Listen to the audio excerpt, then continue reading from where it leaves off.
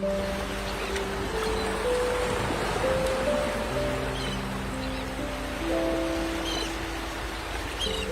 Tamtam, isang manlalakbay na laging sumusunod sa tibok ng kanyang puso. Anumang pagsubok, buong puso at kaluluwa ang kanyang ibinubuhos. Handa siyang isugal ang lahat para sa kanyang mga pangarap. Isang kakaibang propesiya. Walang tiyak na patutunguhan. Tanging mga pahiwatig ng kawalang katiyakan.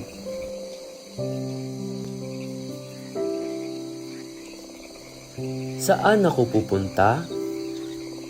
Sa unang pagkakataon, isinama niya ang kawalang katiyakan sa kanyang paglalakbay. Marahil, ganoon nga dapat.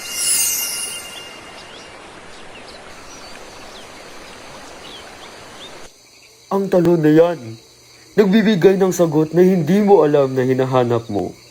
Itinuturo nitong mahalin ang pagbagsak sa kawalang katiyakan. Mahalaga raw ang kawalang katiyakan? Nakakatawa naman yon. Ngunit wala siyang natagpuan. Hanggang maisip niya na marahil hindi literal ang tinutukoy ng talon, kundi ang agos ng buhay mismo. Sinubukan niya ang lahat. Umakyat sa puno, naghukay sa lupa, ngunit walang sagot.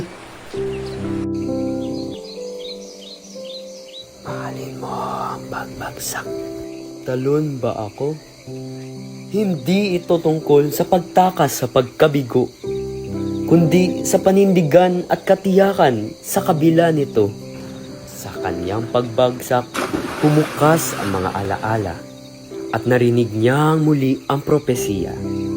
Sa dulo ng agos, ang tunay na paghahanap ay nasa paninindigan at prinsipyo.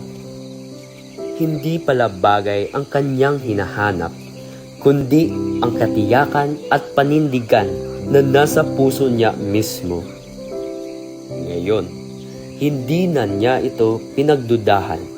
Alam niyang para sa kanya iyon.